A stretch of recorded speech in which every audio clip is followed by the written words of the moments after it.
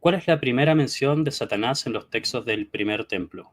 Em, Jacob, ya que es parte de... Mm, es buena pregunta. Quisiera darle contexto a las personas para dar el punto, porque en el Tanaj, el Satán no es una persona, no es un demonio, es algo distinto. Ya les voy a explicar con eso. No es un rival de Hashem, es un poco más complejo que eso. De hecho, viene la palabra Satán, para que conozcan, viene de la palabra lehastin, que es un verbo, que puede significar como acusar o obstruir. Digamos, acusar me refiero como, por ejemplo, si ustedes están en un juzgado, hay un acusador, alguien que, digamos, el fiscal me parece que es. Entonces, esa palabra es de Astin. Y de ese verbo viene Satán, por ejemplo, y quizás esta podríamos interpretar que es la primera mención en Números, capítulo 22, versículo 32, se menciona sobre que hay un ángel que desvía al burro de Balaam en español. Ese verbo que se utiliza ahí es el de la palabra Satán. Entonces, quizás esta podríamos decir que es la primera mención. No obstante, yo creo que es más complejo que eso. Yo creo que podría ser que quizás la primera mención está en Job. Y ya les voy a explicar por qué. Porque es verdad que textualmente, si ustedes toman una Biblia, van a empezar por Génesis. La primera vez que vean esto va a ser en esta sección que les dije. No obstante, en el libro de Job hay una mención a lo que es el Satán. Al principio de Job, todos conocemos quizá, o muchos de ustedes conocerán la historia, que viene lo que se llaman Bene Elohim. Bene Elohim son como los hijos de Dios, llamemos, y entre ellos viene uno de los personajes que se llama Satán, en Bene Elohim, como estos hijos de Dios. ¿Sí? Quizás esta sí es la primera mención del Satán. ¿Por qué? Porque en la cronología de los textos en los que posiblemente fue escrito el Tanaj, Job sería el primero. Hay fuentes judías que dicen esto. En el Talmud en Baba Batra hay toda una discusión sobre la cronología de Job, y al parecer lo que los sabios ahí discuten es que se posiciona Job como el primer libro escrito cronológicamente hablando. También lingüísticamente uno puede notar cuando uno lee el libro de Job, el lenguaje es mucho más tosco. Entonces es como un hebreo un poco más es distinto, ¿sí? Entonces, quizás sí tiene unas formas un poco más antiguas, puede ser. Pero sea como sea, a propósito, ahí también en el Talmud hay una postura de que Job no existió, para que lo sepan, y Maimónides está de acuerdo con esta postura, pero en fin. Entonces, esa podría ser la postura, pero ahí lo que vemos es un Satán que le está, como les dije, subordinado a Dios. Entonces, esa es, digamos, podría, la pregunta concreta, ¿sí? ¿Cuál es la primera mención de el Satán en los textos del primer templo? Yo me decantaría por la de Job, pero me gustaría que también conozcan la que está como en Bilam, porque Satán no siempre es un personaje como en sí, como que tiene un diálogo con Dios y todo esto, sino que es un verbo.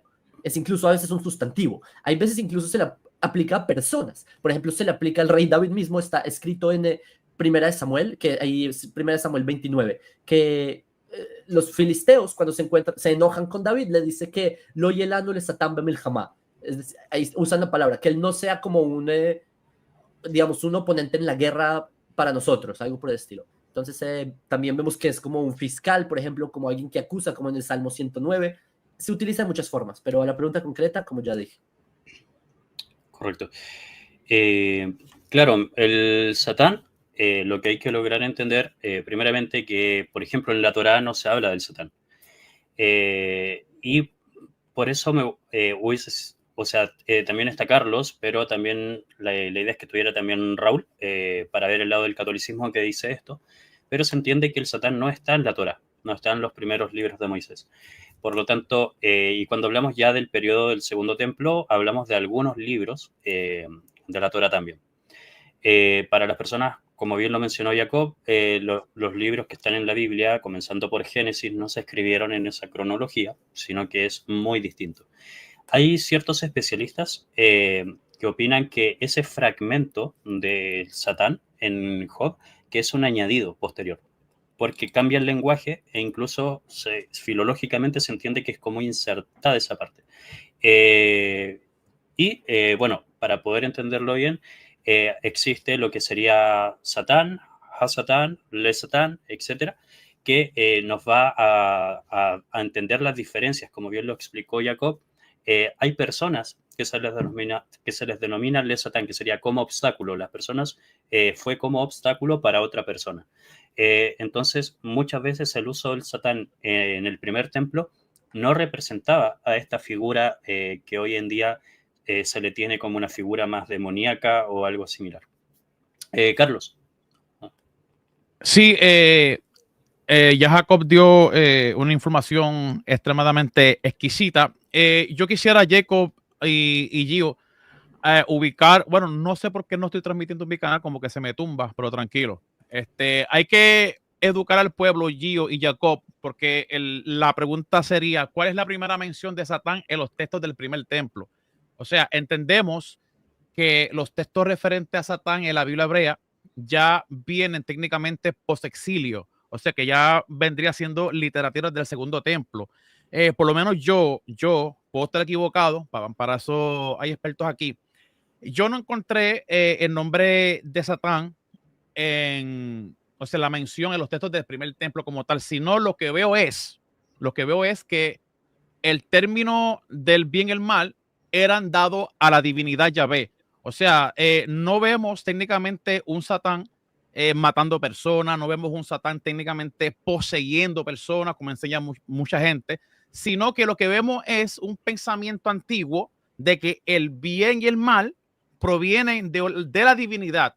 Lo confirma, lo podemos, Isaías 45:7, yo que formo la luz y creo las tinieblas, que hago la felicidad y creo la desgracia. O sea, textos de este tipo nos hablan técnicamente de que no hay un Satanás todavía creado por los judíos. Por lo menos eso es lo que yo puedo aportar aquí. No sé si Jacob podría corregir, ya que él es experto en esa área.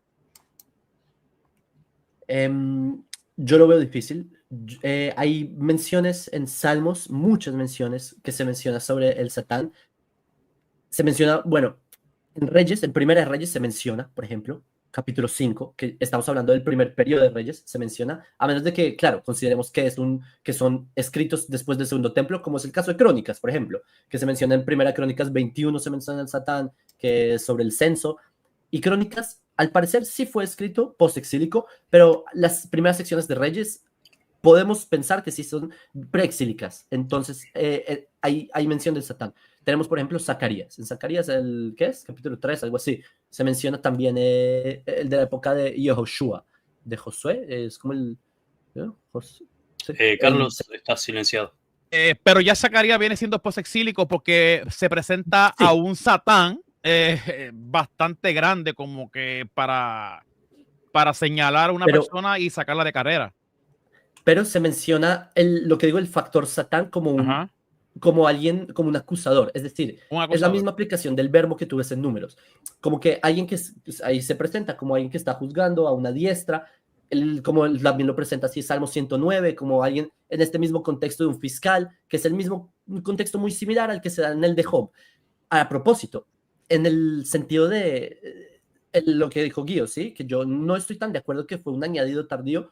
¿Por qué? Porque si uno ve en culturas cananeas antiguas, el consejo de los dioses que se reúnen, algo así es digamos, contexto de lo que ocurre en Job.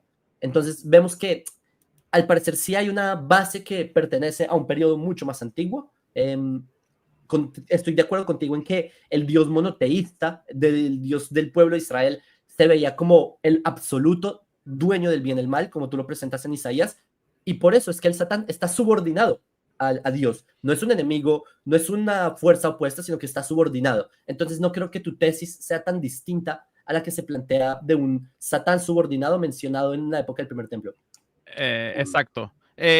Para abundarlo un poco más, hay que explicarle a la gente, o sea, ¿qué técnicamente entendemos con los textos del primer templo? O sea, ¿a qué textos aludimos a los textos del primer templo, Gio? Porque la gente confunde el periodo del primer templo con el segundo templo y hay una teología abismal en cuanto al crecimiento y desarrollo después del exilio. Lo que pasa es que hay textos que son, yo me voy por hipótesis fragmentaria. Okay.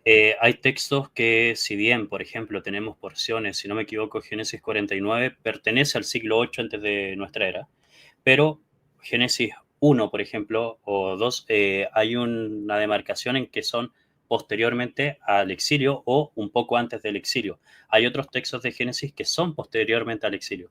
Entonces, hay textos, por ejemplo, del Deuteronomio, que podemos entender, por ejemplo, que son anteriormente al exilio, y otros textos que suelen ser más, por ejemplo, se suelen ver más tardíos, nos van a dar la interpretación de que sí son, digamos, con un hebreo un poquito más rico del que antes del exilio. Recordemos que en Babilonia nace un nuevo tipo de hebreo, el hebreo Ashuri, o Ashur, que le O dicen. sea, pero Gio, yo entiendo que al regreso del exilio, el hebreo queda al pasado y Esdras toma caracteres arameos para la nueva Sí, biografía. correcto. Sí, correcto. Se transforma en este tipo de carácter más arameo y juega Ajá. con eso, y es por eso tenemos este tipo de hebreo más cuadrado, si le podríamos decir así.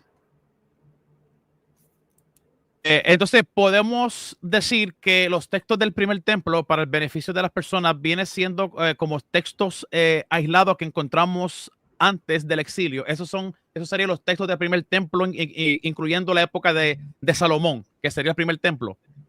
Sí, claro, o sea, eso refiere a la época del primer templo, y como dije sobre el tema de Job, hay un debate continuo en cuanto a lo que mencioné anteriormente, si la añadidura de Job haría referencia a algo muy parecido a la perspectiva del segundo templo.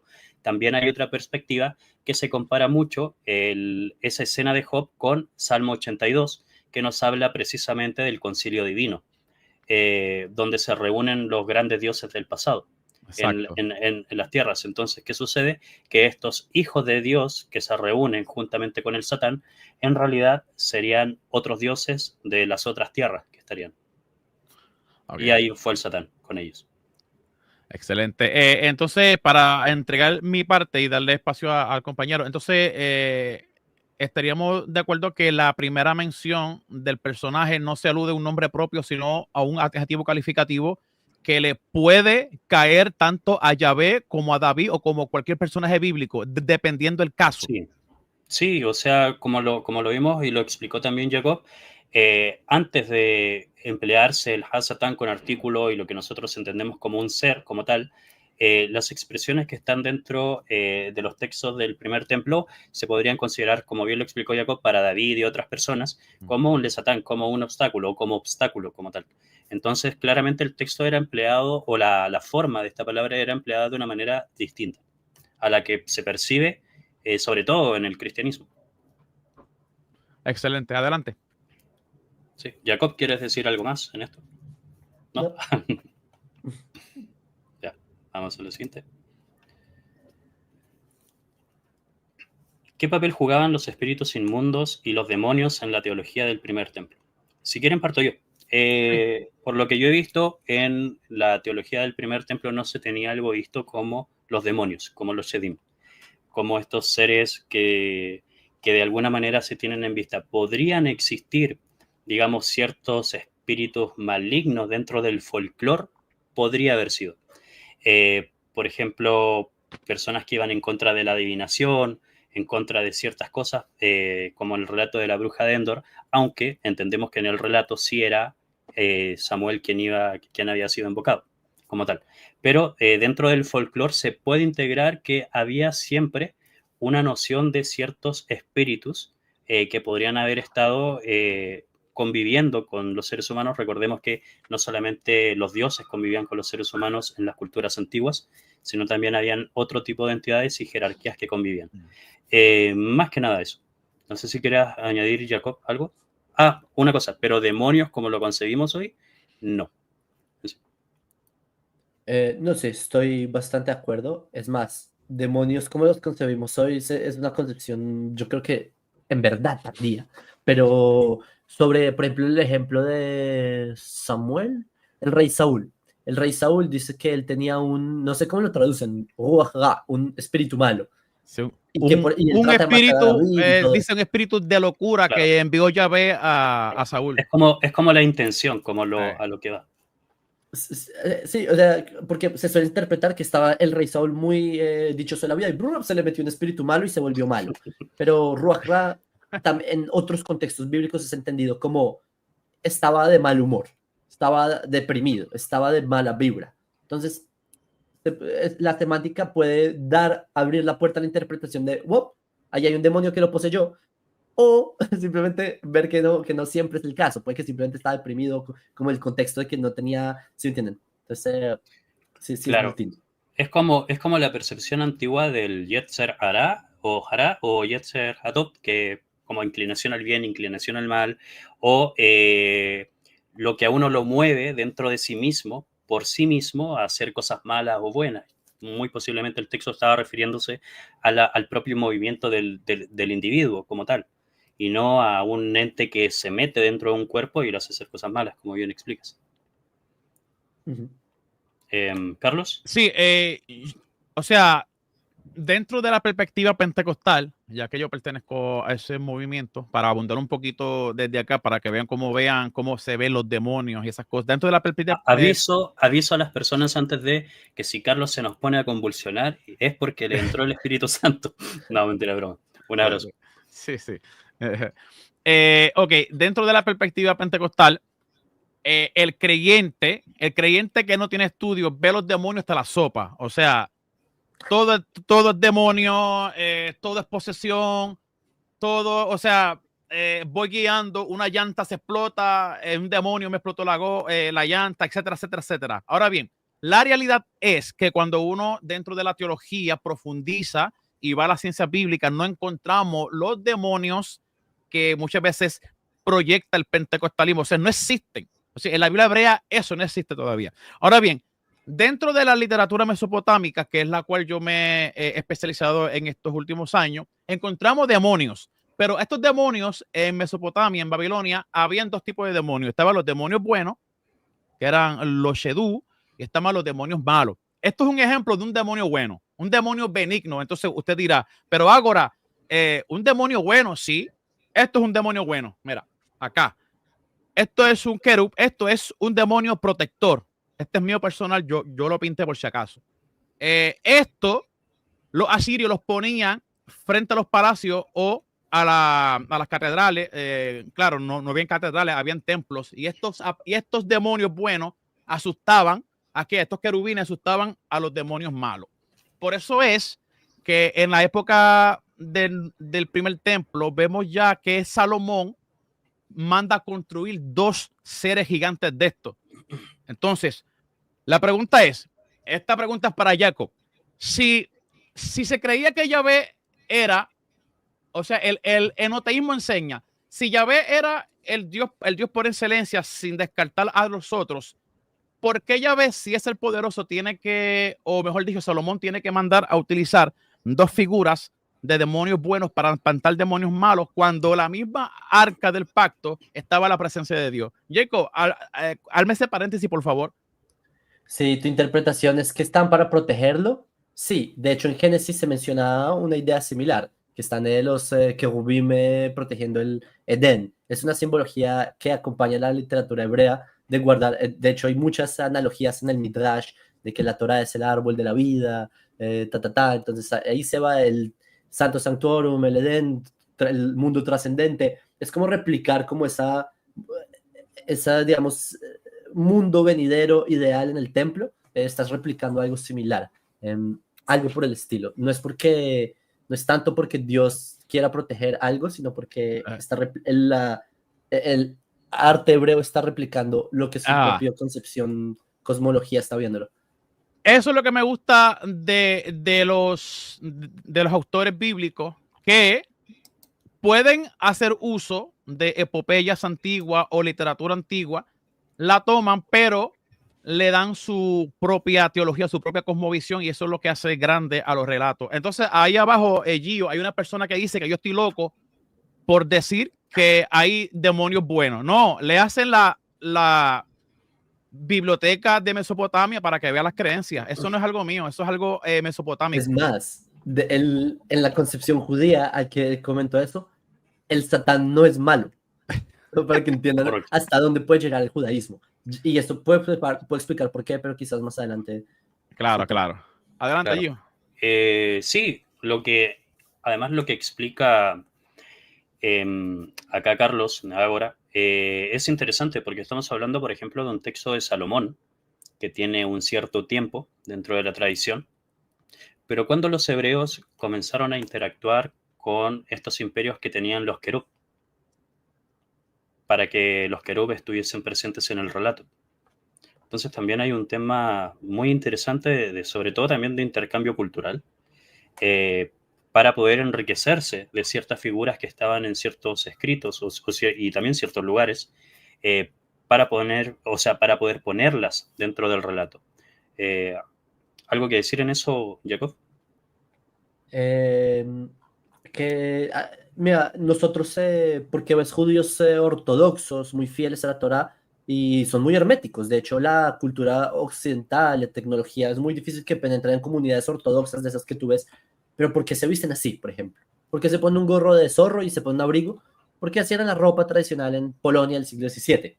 Es decir, las interacciones que los judíos, o sea, estamos hablando de un pueblo que ha transitado por muchas culturas. Las interacciones son inevitables, y cómo se manifiesta, y así es que solo piensa, cuando las personas piensan en el judío estereotípico, se imaginan a los polacos del siglo XVII, la misma ropa. Es decir, el hecho de que haya interacción y se manifieste el judaísmo de ciertos motifs que se toman a lo largo de la historia no me parece tan dramático. Entonces, el caso del querubu, de la masu, es algo así. Se menciona en Ezequiel y es algo tan característico del templo, tan característico que está en el arca del pacto. No me parece tan dramático, simplemente así es. Correcto, me parece muy bien. Periodo del Segundo Templo. Este es ya el periodo más... yo creo que este es el punto más importante, o uno de los puntos más importantes dentro de esta conversación, ya que acá tenemos una riqueza cultural mucho más amplia y más documentada, sobre todo. Así que, ¿cómo evolucionó la figura de Satanás durante el periodo del Segundo Templo? Carlos. Fíjate, ya con el Segundo Templo vemos ya una figura de el Satán, la vemos como más personal. O sea, yo lo veo como más personal. Lo vemos como, o sea, no un adjetivo calificativo como tal, como antes, que a cualquiera le podía dar.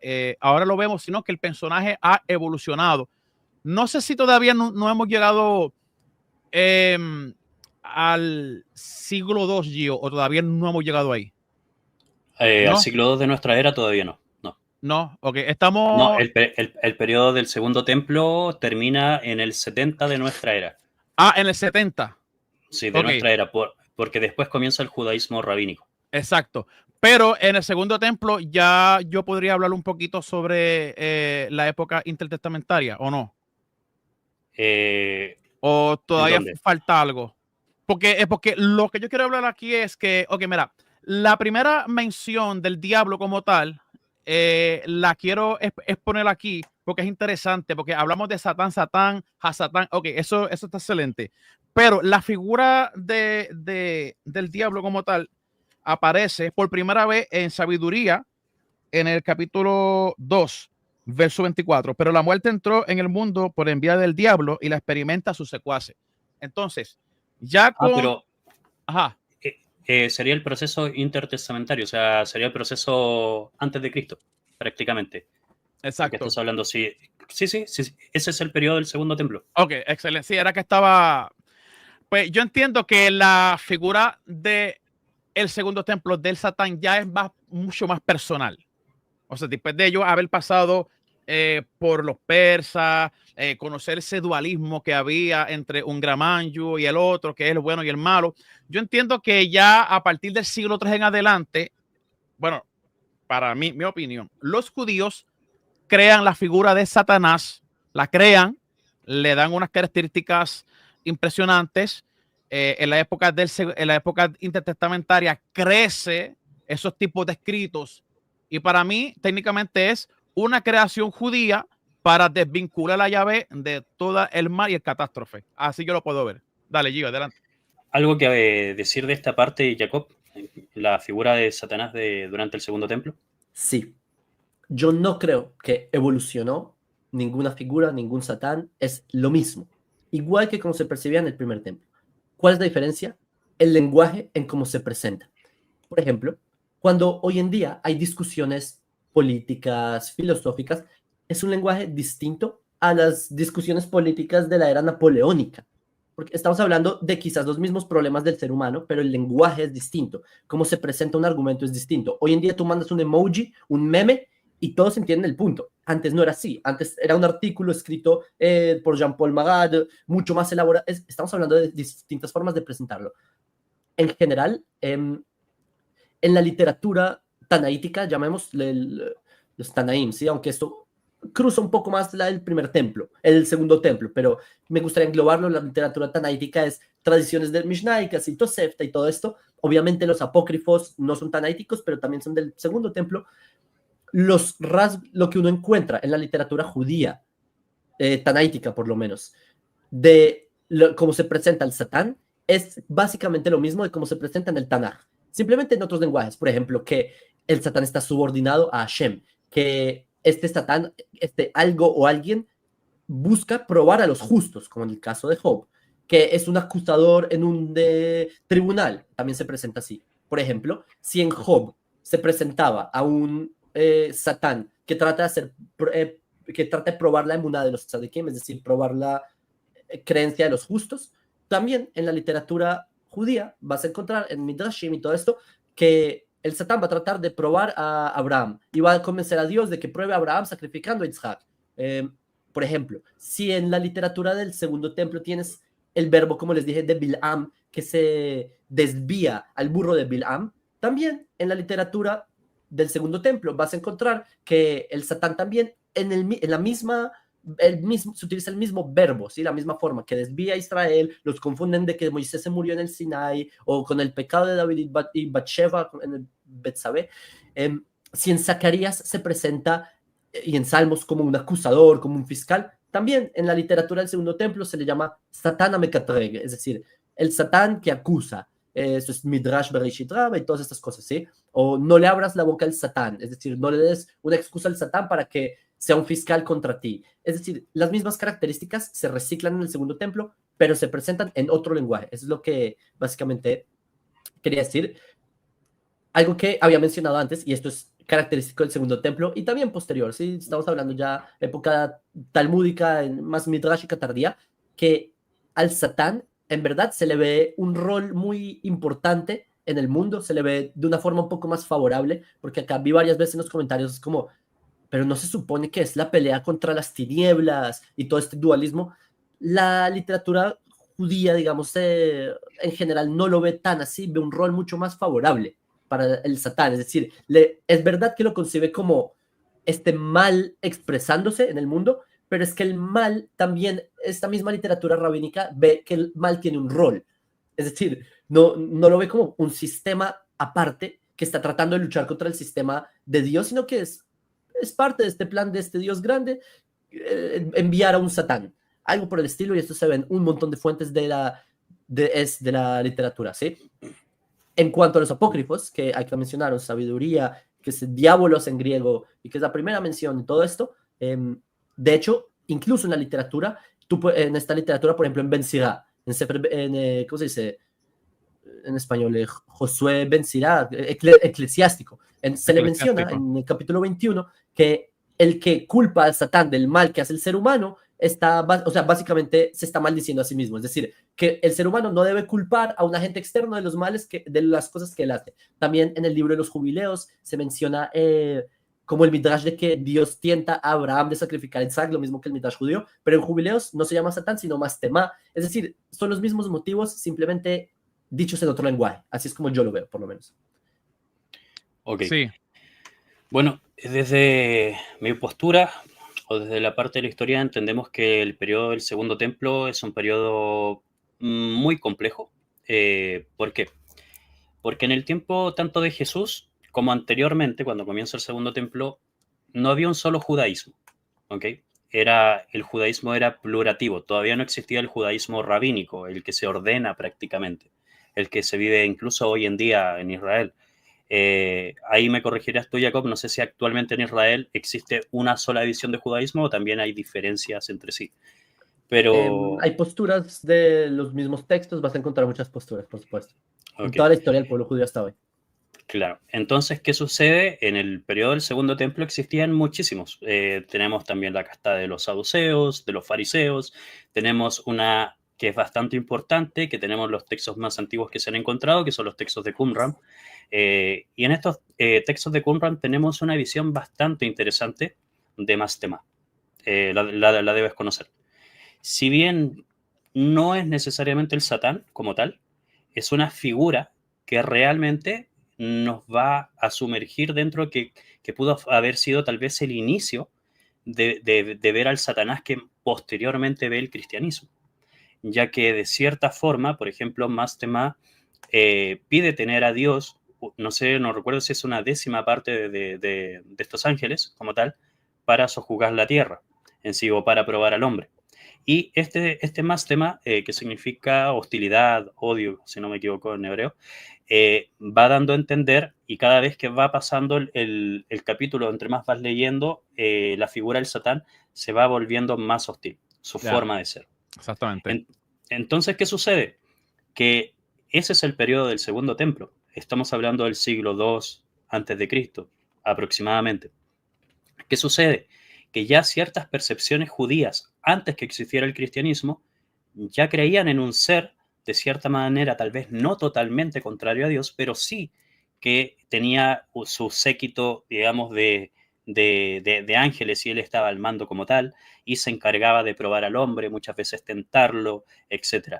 Y con el tiempo, dentro de esta misma percepción, esta figura evoluciona a un nivel que lo vemos ya como el opositor a la propia deidad en sí. Sabemos que en el judaísmo que Dios tenga un opositor natural es impensable, porque claramente nadie es más grande que Hashem en el judaísmo, ni nadie se puede comparar a él. Pero dentro de estas percepciones judías, el mal comienza a tomar una forma que se va apartando, porque nosotros entendemos que el texto de Crónicas, que habla del censo, intenta manifestar esta tentación ya en Satán como tal y no en Hashem. Claramente hay percepciones y hay cosas que intentan armonizar y en decir, es que en realidad quien está por encima es la autorización de Yahvé por sobre el Satán. Hay cosas que intentan armonizar el texto, pero cuando nosotros lo estudiamos desde la historia, desde las ciencias bíblicas, entendemos que la visión teológica del cronista es diferente al del texto de Samuel.